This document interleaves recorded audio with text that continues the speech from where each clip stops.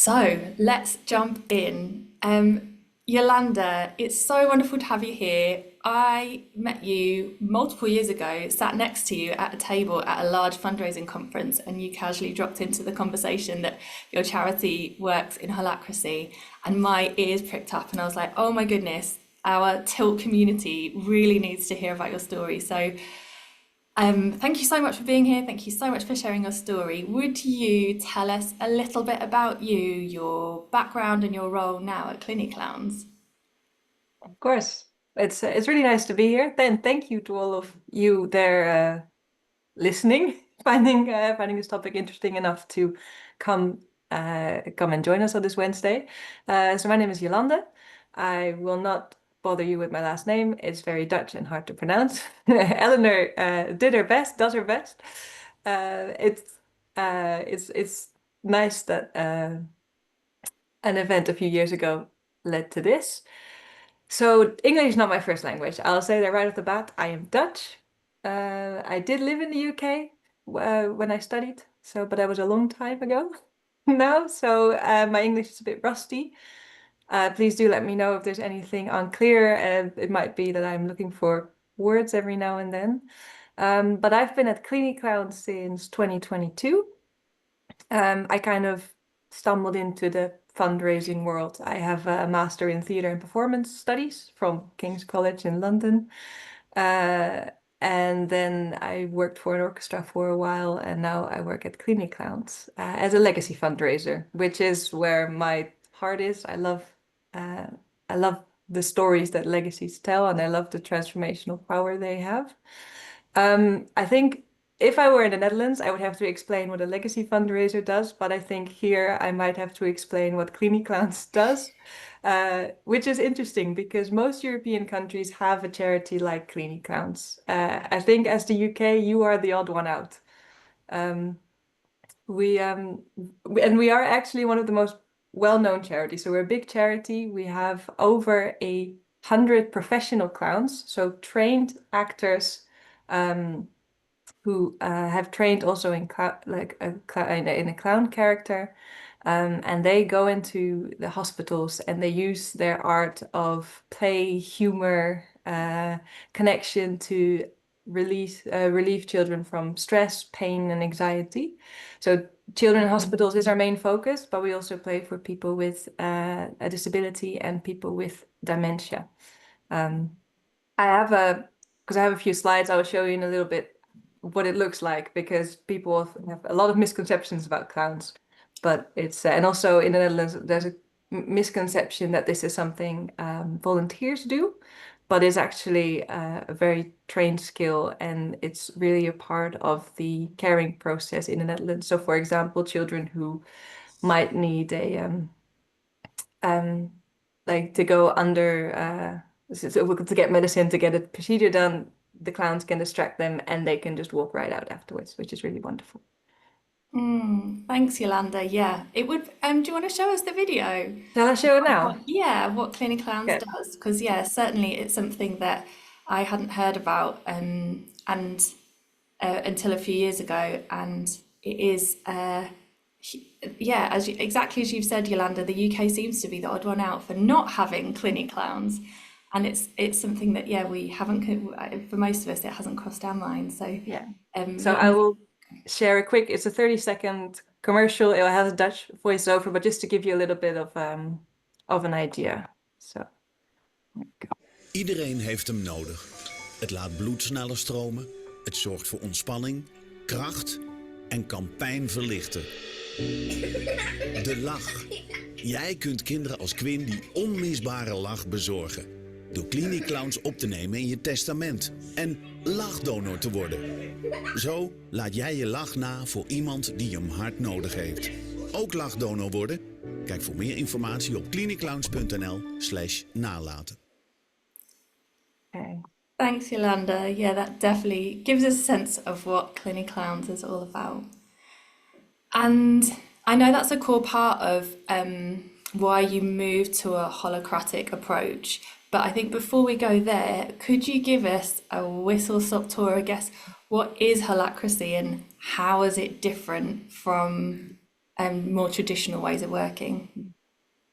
I will do my best. So as you know from my introduction and from Eleanor, I am not a holacracy guru. I am someone who works within the holacratic system at CliniClowns. I enjoy it, otherwise I wouldn't be here. I enjoy the kind of the freedom it gives me to excel at my job, um, and the critical thinking and the sense of purpose that comes with it. For us, CliniClowns was a very hierarchical. I had a very strong hierarchy, and now at Holacracy, like purpose is the new king. I mean, it sounds like a stupid slogan, but it means everything we do is goal oriented, which made the process from moving to Holacracy. We were very a lot of things we stopped doing because when you ask yourself why are we doing them, there wasn't a good answer to them. So for me, Holacracy is a very transparent way of working in which people are empowered to, to do their job. And what helps is that in this, you see the slides, this is what our organization looks like. Everything that you do is written down. All your responsibilities, all the purpose you have and the roles within the organization, it's all written down. So it's very clear who can have an opinion about certain projects and who can make decisions. And I think that's something that was lacking in other organizations I worked for. Thanks, Yolanda. Yeah, ultimately, it's about decentralizing management and organizational governance and distributing authority and decision making across self-organizing teams rather than through a hierarchy, all with the goal of fostering more autonomy and more agility. Would you show us what I think this your organizational structure image, which is in front of us, Yolanda, is such a good example. It brings that to life so clearly. So rather than the hierarchy, this triangle that we're used to seeing in most of our traditional organizations, this is what the organizational structure looks like at CliniClowns, or is at CliniClowns Netherlands. Would you talk us through it, Yolanda? Yeah, basically, this is our organization. This is all that we do. So you see the outer light blue circle. That's the organization with the purpose that it has. And within those, you see the little dots, which is the supervisory board and the employee council. I'm also on the employee council, which I can tell you is very interesting when you move to Holacracy, because a lot of things have to be reinvented.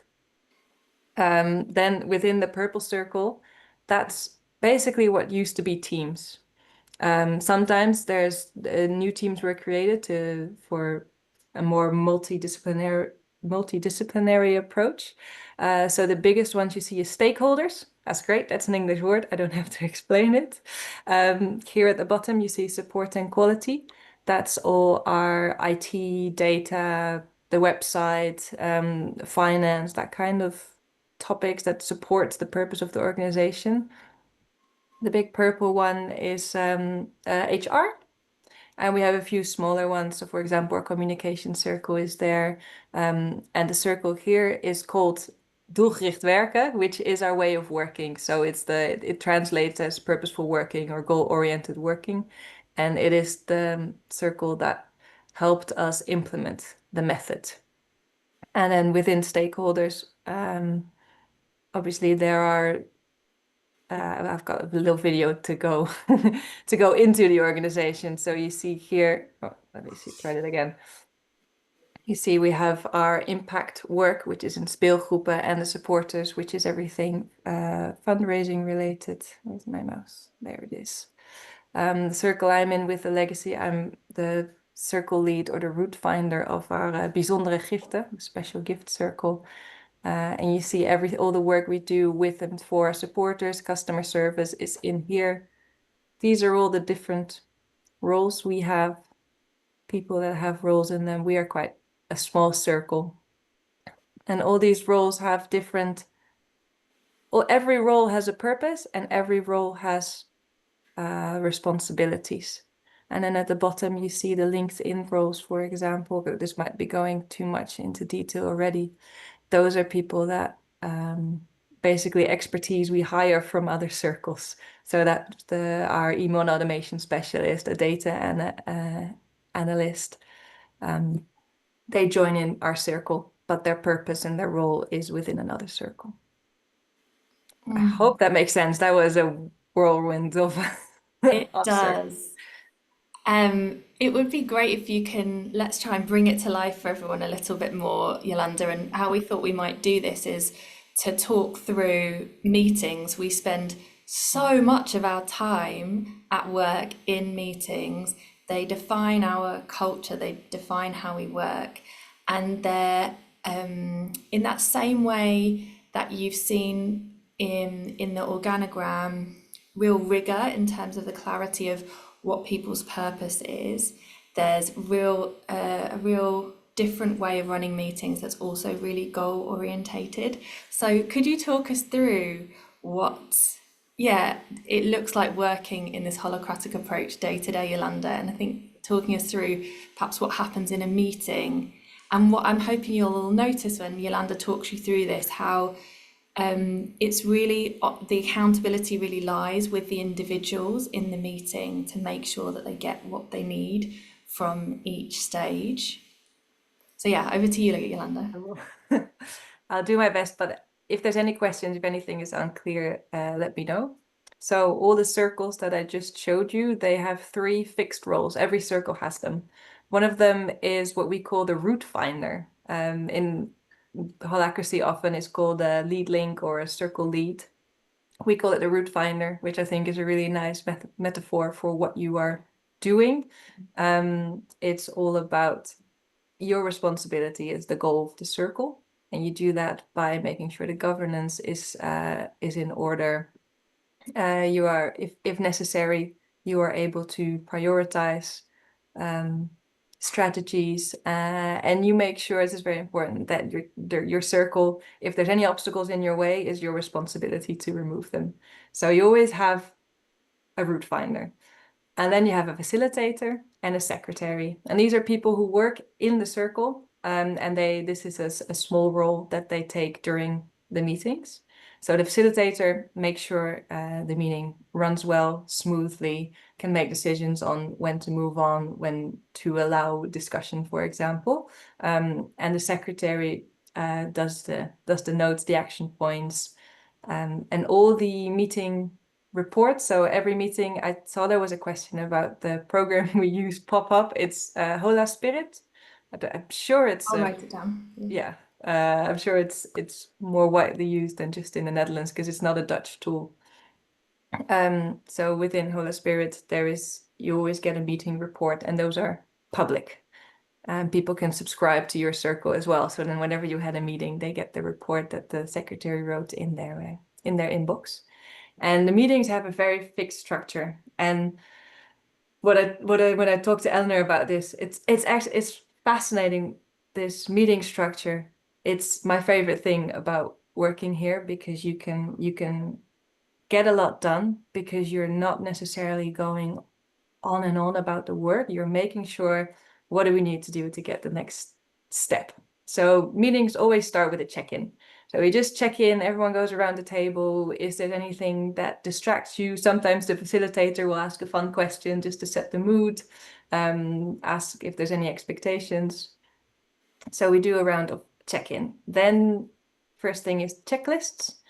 Checklists are yes and no questions, and they are meant to help you just, think about the work that you have to do, or if there's anything you want to bring into the meeting. So examples for checklists I have in the circles I work in is, for example, is there a project that you're working on that needs IT support?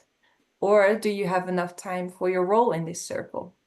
Or something like, is there a success you want to share? Because that's one of our weaknesses. We do not share enough successes. So we try to trigger ourselves at the start of the meeting, like, hey, is there anything that happened? Did I hear anything that was relevant? Do I have a success? You can add that to the agenda. So checklist, any member of the circle can add them.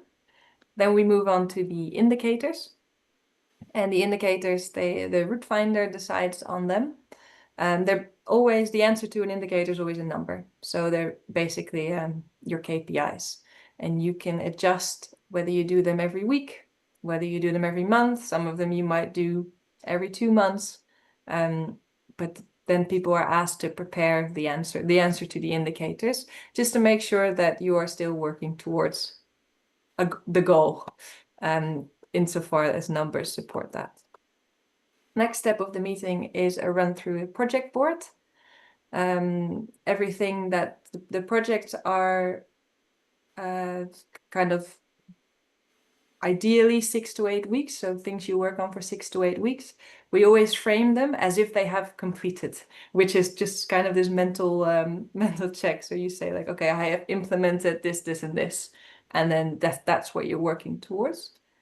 The facilitator will run through all the current projects, and everyone who is present at the meeting, who has a role that has a project, is asked if there is an update. And then we get to the meeting itself, to the agenda. And at the start of the meeting, there is no agenda. But everyone has been can add their own points, and they're not called agenda items, they're called tensions.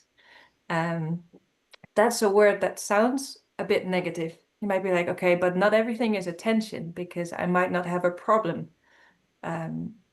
with everything. You know, a success, how can a success also be a tension? But it is not meant to be that way. And at CliniClowns, it's starting to get a more neutral word, and more attention is something you want to resolve. So it's starting, it's more also helping you. I have a tension, I want it to be resolved. What is the next step to get me to resolve this tension? And can I do it alone, or do I need help? So everyone adds their tensions. The facilitator will normally ask, so is there anything that might take a little bit longer? Or is there anything that needs to go first? Anything urgent? And then otherwise we just do it at random. And if your tension comes up, there are 5 different routes you can choose. So for example, you can share information if you think that's relevant for other people. Or you can ask someone else for action. So, hey, I have a tension, I have this project, but I need you to do this, otherwise I cannot continue. You can request to start a new project. You can ask for information or for help from someone else. And lastly, you can bring in a proposal. And if there is a proposal, those are normally the topics that take a little bit longer. So we do them at the end of the meeting, and the facilitator will make sure there is enough time. So a proposal is always discussed using the ping pong method. I don't know if this is a Holy Spirit kind of method or Holacracy method, or just it exists in a wider universe. But basically what happens, so if, for example, I have a proposal,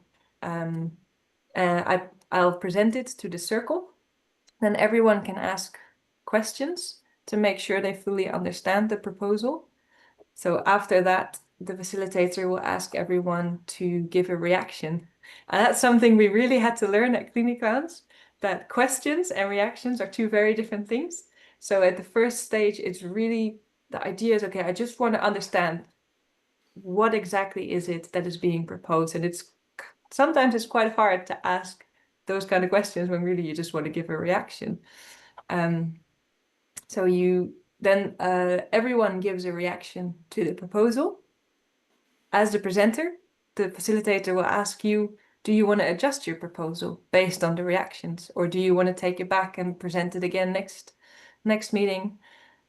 But so you can choose. You can also just say, no, I do not want to adjust it. And then the facilitator will ask you the question, I think it was in the header of this meeting, is it safe enough to try? And then everyone can say yes or no. But if you say no, you need to have a serious objection. It can't just be, well, I don't like how your face looks today. It has to be a serious objection based on the role you have. So for example, if you continue with this, IT will bottleneck and these goals will not be met. So it's quite serious if you have an objection, because if there are objections, then we'll try to resolve them within the meeting. But what I love about this method of proposals is that it presents it protects the initiative. So if you take the initiative to write up a proposal that is within your responsibilities, that is towards your goal, then I mean people have to have very strong objections that you may not have thought about because there are a different field for your proposal not to go ahead. Yeah, you talked about it protecting innovation, that proposal method, Yolanda. I think that's a beautiful way of putting it, and thinking about where the bar is for whether you plan to try something is very different to, I'd say, Yeah. most traditional Yeah. organizations where the bar is like, is this almost entirely risk-free and only then will we try it? That Yeah. line is Yeah. radically different working in the way that you do with that proposal method. One of our key phrases that, you know, is just like safe enough to try. There's a few basically catchphrases. Another one is progress over perfection, which is also a mindset thing, which also encourages you to share things even if they aren't perfect, because that was something we struggled with. People would work on all these proposals and they'd be top secret and they would write all strategies, but you couldn't see them until they were done. And now we're saying, okay, we're an organization, we want to work towards a goal. We know we're all working towards this goal. And we want to have progress. It doesn't have to be perfect, but let's keep working on it together. Thank Yeah. you. So and then the meeting always ends with a checkout. So if there's anything, you know, anything you want to say, anything you took away, sometimes, you know, if the meeting got quite heated, people will just want to kind of like, whew, okay, what happened and how can let's move on with our day. And again, just like there are these rules. So same with like the questions, reactions, and the checkout. You have your checkout. And within the meeting structure, no one's going to respond to it. Otherwise, the facilitator will say, hey, everyone has the right to their own checkout. And what I enjoy about this meeting structure is that you can get a lot of points done. And if you have a good facilitator, that's quite key. You will not get into these endless discussions about, okay, but how are we going to do this work? It's just like, okay, this work needs to be done. In a meeting, we decide who has the responsibility to do it, and we decide on how we're going to update each other. For example, we make it into a project, we make it into a task, and then we go away and we actually do the work. So I think that works really well. There's a strong bias for action Yeah. there. And that there's structure, there is a lot of structure there in that meeting, but that kind of liberates everybody to be able to get a huge amount done in a short amount of time. And a quick plug for Tilt's facilitation skills for Changemakers course. If you want to learn brilliant facilitation skills like the skills you would need to run a meeting in this way, then we have a 3-week course run by the wonderful Jess Higgins-Rush, who's on the call, which will take you through and give you the skills and confidence to be able to do that. Julia will pop a link in the chat. We'll talk a bit in a moment about the different roles and responsibilities within a holacratic approach, but I wanted to just take a step back and ask you, Yolanda, like because CliniClowns didn't always work like this, and I know that they shifted to a holacratic approach before you arrived, but could you give us a kind of quick overview of why CliniClowns decided to move to this quite radically different approach? Yeah, there were several reasons, but if it all boiled down to that the structure, the hierarchy structure we had, it wasn't working. So we are a small country, especially compared to the UK, but CliniClowns worked in 4 regions, Northeast, Southwest, and each region had their own manager and their own artistic manager. And they basically were like 4 different organizations. So each region had their own rules, had their own, you know, plans, and the office was national. And it became impossible to manage actually. And it also made the organization very, you know, bureaucratic and slow. And it was very much focused on this is what we have to offer, and not agile enough to, to respond to like questions from the hospital. So like, hey, we need some flexibility here.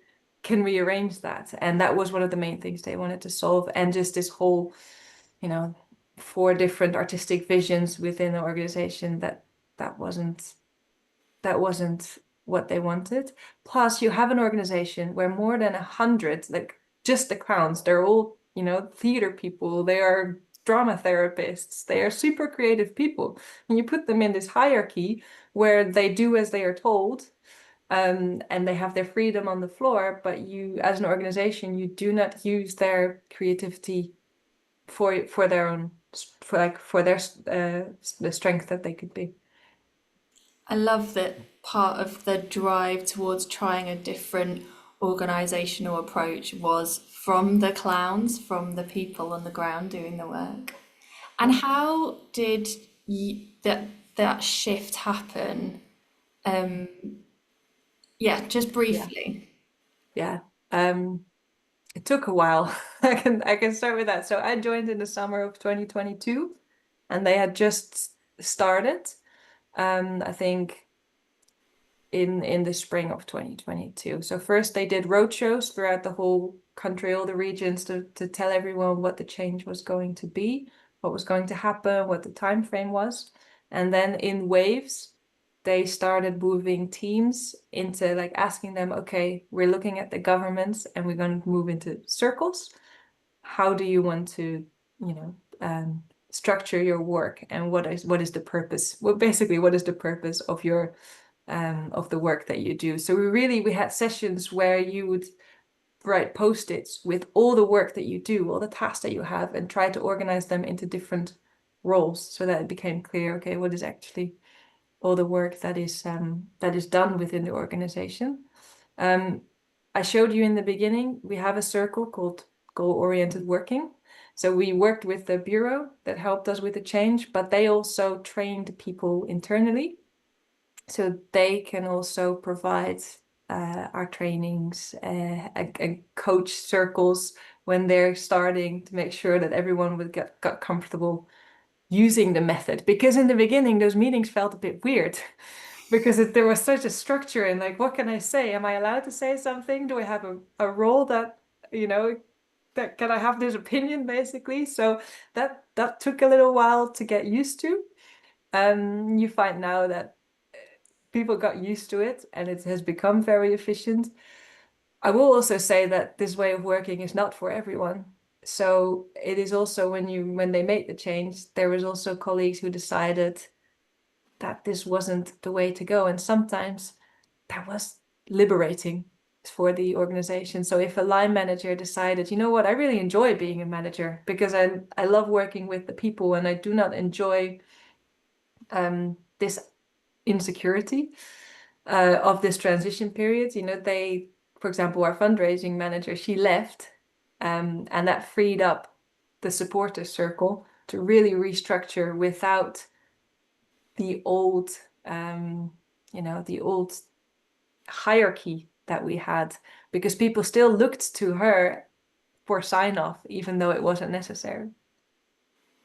And just to make clear, it is something that, so now everyone works in the circle method, but it's never done. So for example, where I am the route finder of the special gift circle, when we first went over into the supporter circle, that didn't exist. We just had acquisition and retention, and the special gifts were part of that. And we figured out that didn't work because our goal, that the work that we do, was different, and we wanted to find a place where we could actually talk about our goal with our relations and what was happening with them. So it's constantly developing, it's constantly changing, and the great thing is that that's very easy to do within the method that we have. If it doesn't suit if it doesn't work and it's safe enough to try, you just change it. So that same approach is taken to how you work as well as the work you do. That is, it safe enough to try applies both to how you're doing the work as well as what you do. We've touched on this a little bit before, Yolanda, but it'd be great to go into a bit more detail about how decision making happens at CliniClowns Netherlands, because that's something that for many of us in UK charities, we find it's unclear. Well, already you've told us that what's brilliant about Holacracy is that it's really clear who should be feeding in and with what role. So it's not just kind of asking and in what structure, and how they can feed in. Because what we find sometimes in more traditional organisation is there's tons of kind of red tape and sign off, and it's unclear who is going to do what and when. And sometimes just when you think you've got a yes and you can go ahead, when it's already been watered down quite a lot by lots of people's red pens, somebody comes out of like left field and says, actually, no, we can't do this. So talk us through what decision making, how that happens at CliniClowns Netherlands, because it's quite different. Yeah, I think, well, the funny thing when we had this conversation, it doesn't feel like it's different or revolutionary. It just feels like a very normal way of working. But there's a few things I want to touch on. The first thing is what's a misconception that lives within our organization as well, is the idea that there's no hierarchy. We left the hierarchy of people, but we still have that hierarchy of goals. So the outer circle you saw, the purpose of the organization, that's always the ultimate goal. And all the other goals, they structure from that. And we work with a method called OGSM, which the objective, strategies, goals, and measures. I'm not sure if other organizations use it.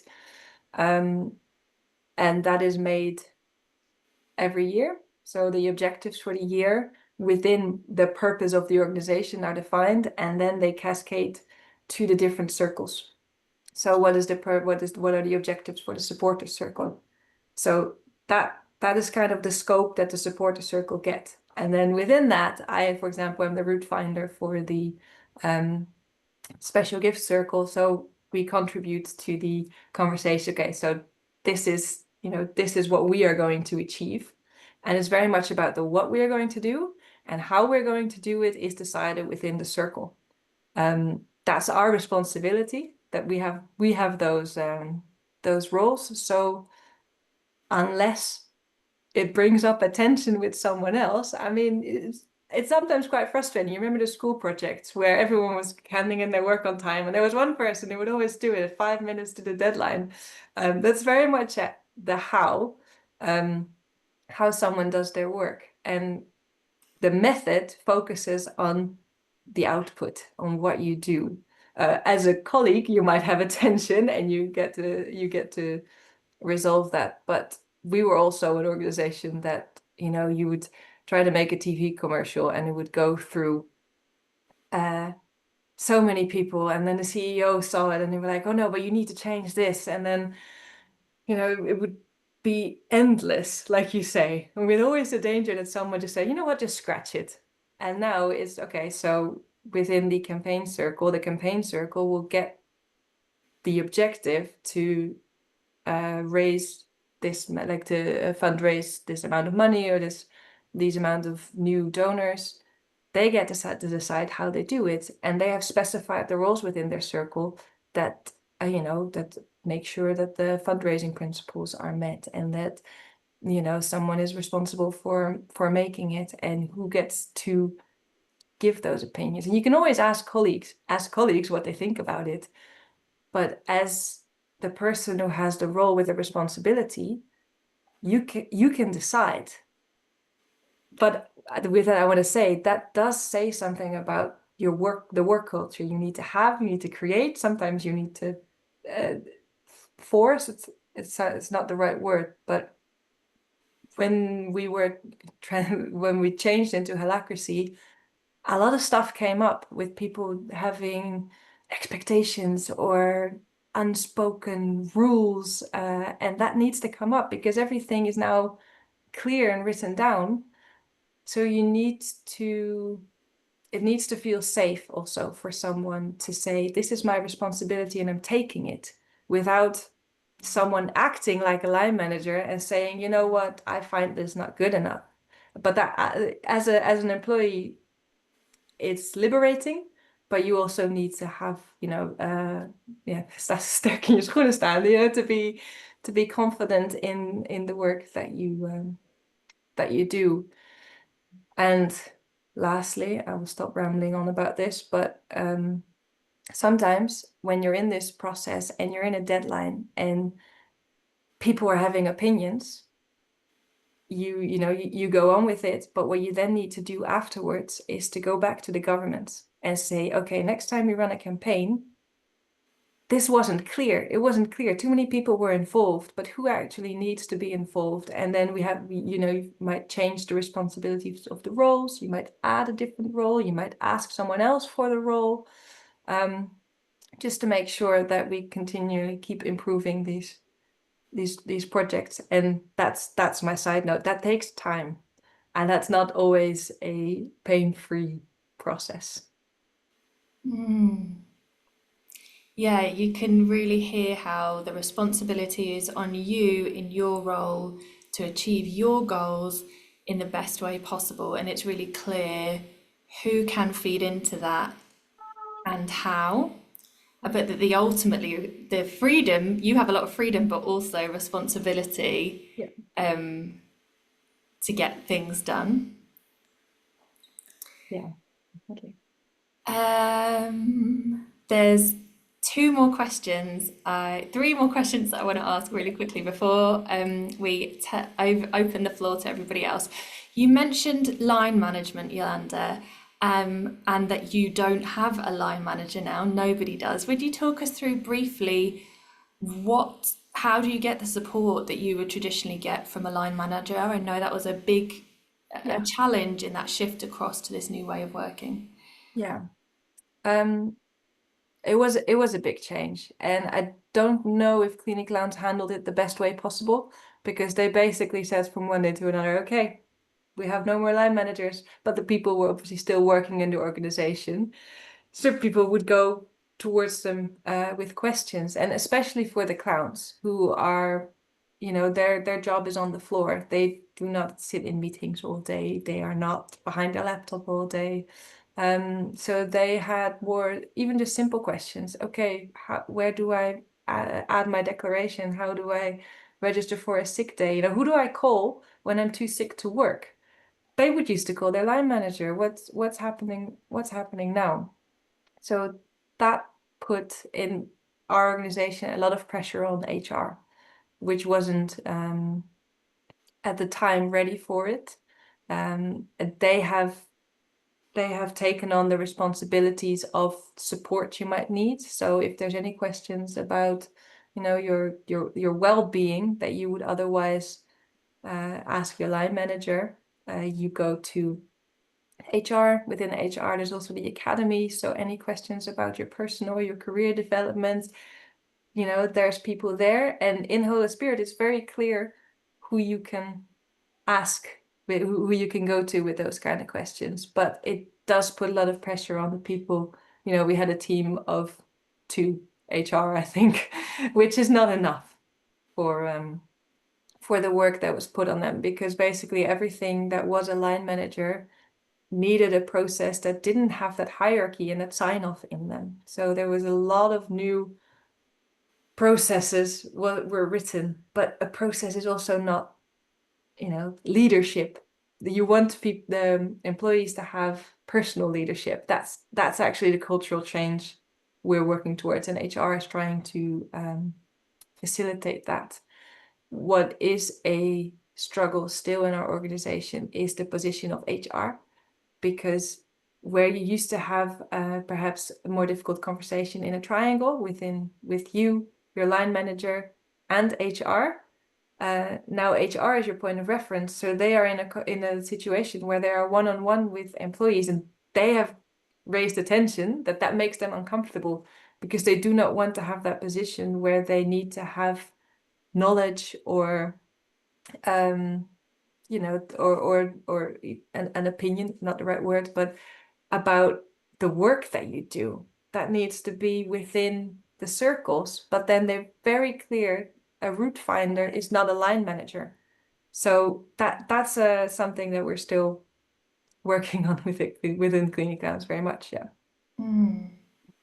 But ideally, sort of theoretically, you, Yolanda, are accountable not to a person, a line manager, where for both your HRE type stuff and your work, which is how it used to be. Instead, you're accountable to a goal as Yeah. part of your circle, and then you have HR support for things like holiday, sick time, other Yeah. challenges.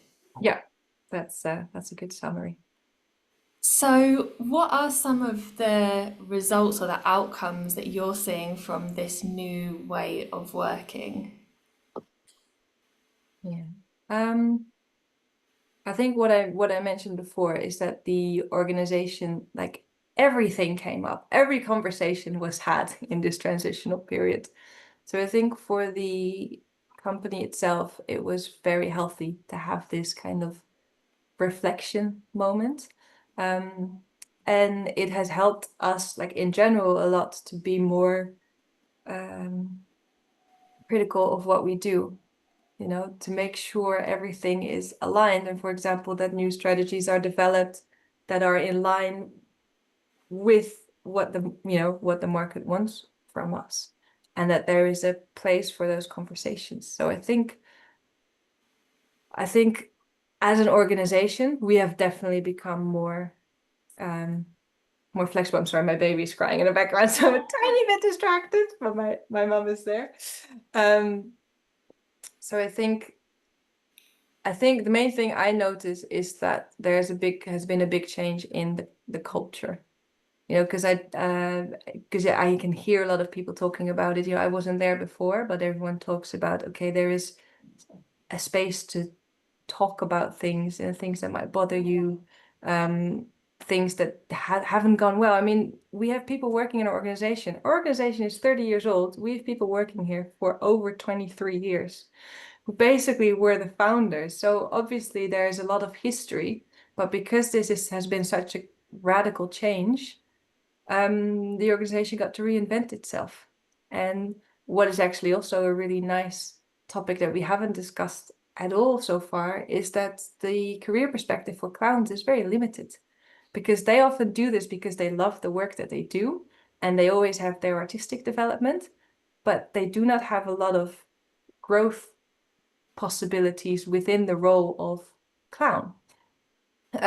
So we have a few people who, for example, have joined the goal-oriented working circle, and they coach or they train other colleagues. Or, for example, in our feedback system, if you want at the end of the year, if you want to have a conversation with someone about your career development, this is now not just only HR, but colleagues that have the role of gespreksvoerder in this case, that are part of this system. So I think what they set out to do to make more use of the qualities within the organization, that's definitely a positive result.